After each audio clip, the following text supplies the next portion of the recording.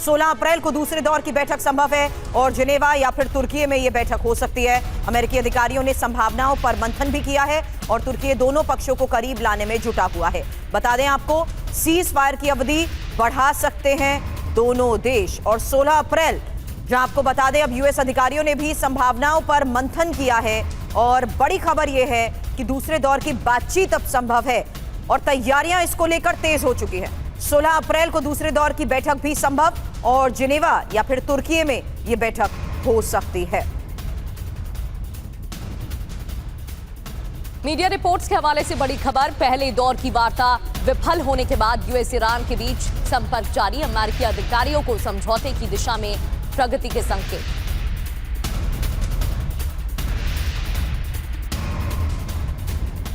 तो बड़ी खबर अब ईरान अमेरिका वार्ता को लेकर है। क्या जल्द शुरू होगा पार्ट 2 इंफॉर्मेशन, जहां फिर ईरान अमेरिका में वार्ता को लेकर यह खबर है।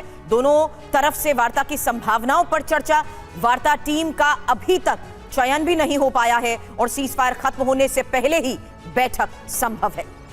अमेरिकी न्यूज चैनल के हवाले से ये जानकारी मिल रही है। दोनों पक्षों को करीब लाने में तुर्की जुटा हुआ है। सीज फायर की अवधि बढ़ा सकते हैं दोनों देश और ईरान फिर बातचीत को तैयार है, ये मसूद पेजेश्कियान की तरफ से कहा गया है।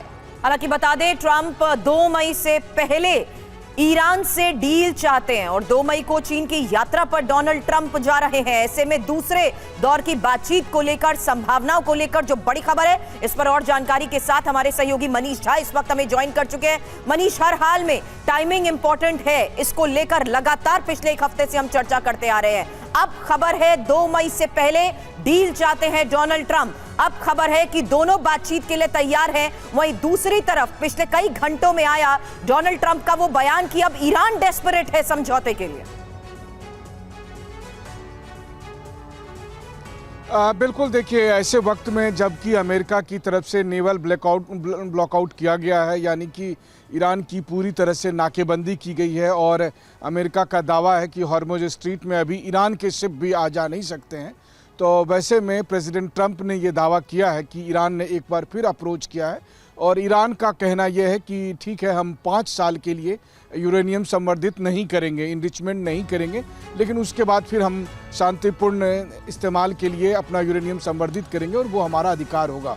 इस प्रपोजल के साथ उन्होंने अमेरिका को अप्रोच किया है। हालांकि ईरान की तरफ से अभी आधिकारिक तौर पर यह कहना बचा हुआ है कि क्या इस तरह का उन्होंने कोई प्रपोजल दिया है या फिर ईरान ने केवल ये कहा है कि चलो एक और राउंड हम बैठकर बात करते हैं, क्योंकि बहुत सारे मुद्दे ऐसे थे जिस पर की सहमति बन गई थी यूरेनियम और हॉर्मुज स्ट्रीट को छोड़कर।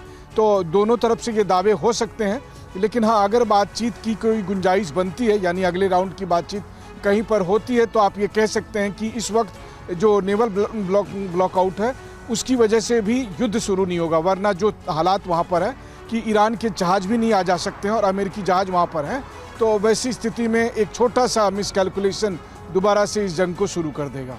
बिल्कुल, और परेशानी का खामियाजा कई देशों को भुगतना पड़ेगा। मनीष, एक बार फिर से आपका रुख करेंगे। इस्लामाबाद वार्ता के दौरान यूएस ने दबाव डाला था। ईरान के सामने 20 सालों के लिए यूरेनियम संवर्धन रोकने की शर्त रखी गई थी। ईरान ने समय सीमा कम करने की मांग की थी। ईरान 5 सालों के लिए रोक पर सहमत था। जैसे कि मनीष बता रहे थे, यूरेनियम संवर्धन के मुद्दे पर बातचीत फेल हो गई। इस्लामाबाद में बैठक के दौरान इस मुद्दे पर बात की गई। 20 साल की बात कर रहा था अमेरिका, लेकिन इस समय को कम करने के लिए ईरान ने मांग की और 5 साल की बात कही।